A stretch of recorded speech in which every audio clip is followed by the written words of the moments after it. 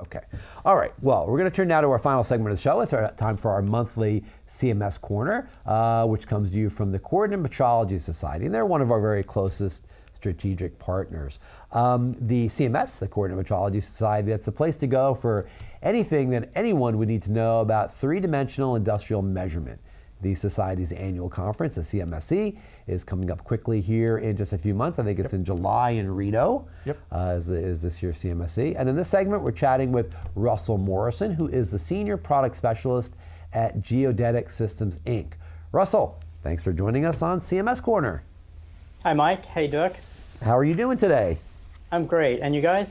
Hey, we're doing fine. We're doing fine. Hey, Russell, your company GSI specializes in a form of coordinate metrology, which maybe not a lot of people are familiar with. Photogrammetry. A lot of us are familiar with arms and lasers and stuff, but you guys have actually used something that's been around for a very long time. Why don't you tell us a little bit about photogrammetry and why it's important for industrial applications? Sure.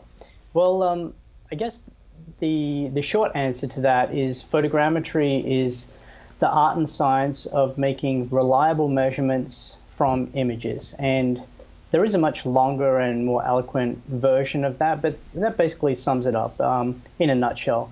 What we do is we take digital cameras, we take a series of images, we use highly automated software to use triangulation techniques, and that yields XYZ coordinates.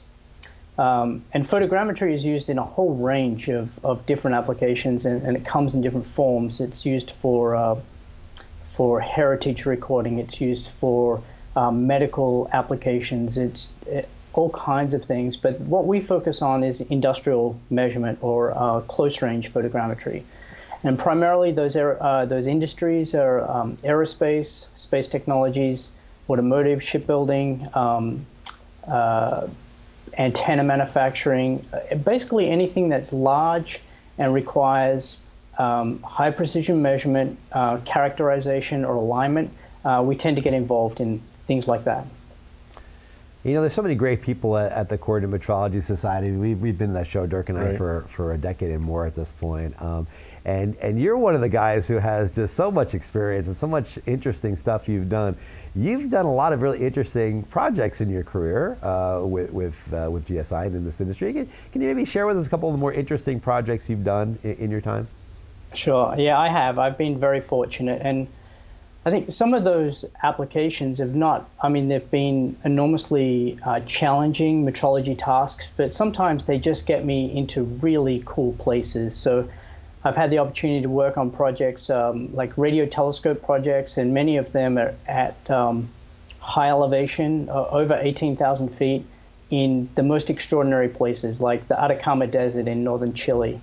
And then there's been other applications that have just been, flat out weird. We get all kinds of calls sometimes, and I guess the most famous or infamous of those is the 4 and 20 pi project, which that happened at a time I was working many years ago. I was working at the geomatics department in Melbourne, Australia, at the University of Melbourne, and we were contacted by a local pi manufacturer who needed to know what the average pi was.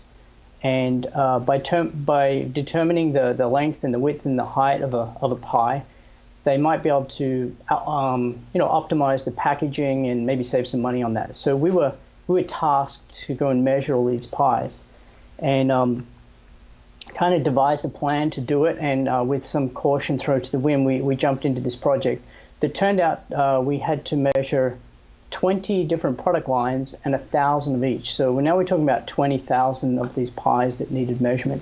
It was a setup where we had like a measurement bay, and we had these movable targets that represented those the left, right, and upper part of the pie, and these pies were parked into this measurement bay, and we had overhead cameras that were triggered, and we'd automatically process the images, output the results, do the conversion from coordinates to length, width, height, put it into a spreadsheet. It was all kind of automatic, and then the next pies were loaded was absolute sheer genius and madness at the same time.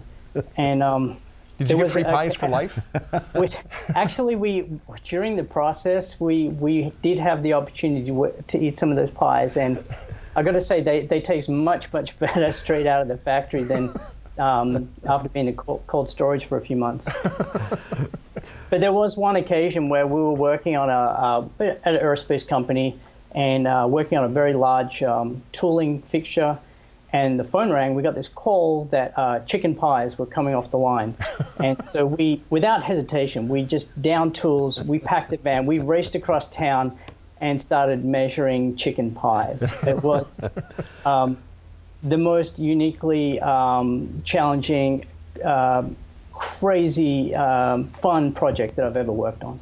Well, that's great. I mean, you can see, Dirk, these guys have achieved a holy grail of a kind. They've precisely measured pi. Yeah, that's right. Yeah. You guys have achieved it. That's right. That's right. We should say they thought pi was like a what do you call that? An irrational. An irrational number. No, they measured it. They Not measured at all. pi. Not at all.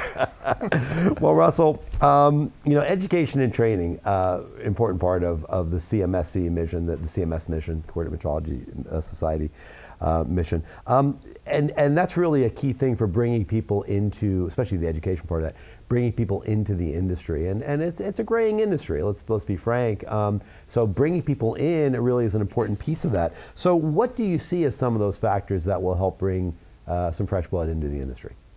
Well, I think that education is really important. I think that will help people see a path into metrology where maybe there wasn't, it wasn't so clear.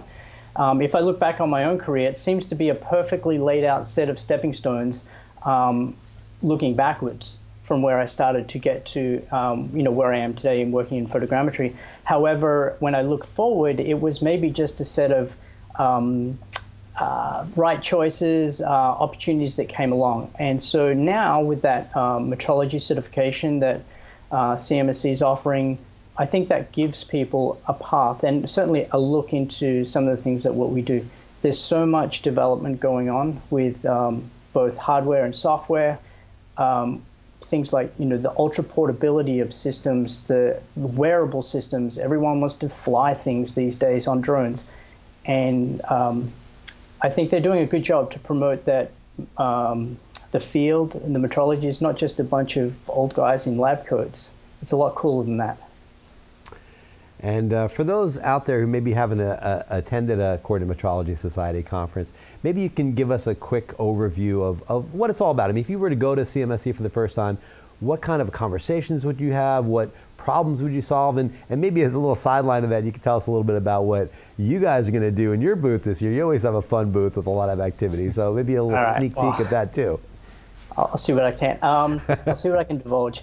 I always encourage people to come to attend CMSC. It is by far the one-stop shop, the opportunity to see exactly what we do, that being large-scale metrology using portable measurement systems. You'll have the opportunity to meet with expert users that have decades of experience, sit in on the technical presentations, which unfortunately I never get to see myself because I'm in the booth, and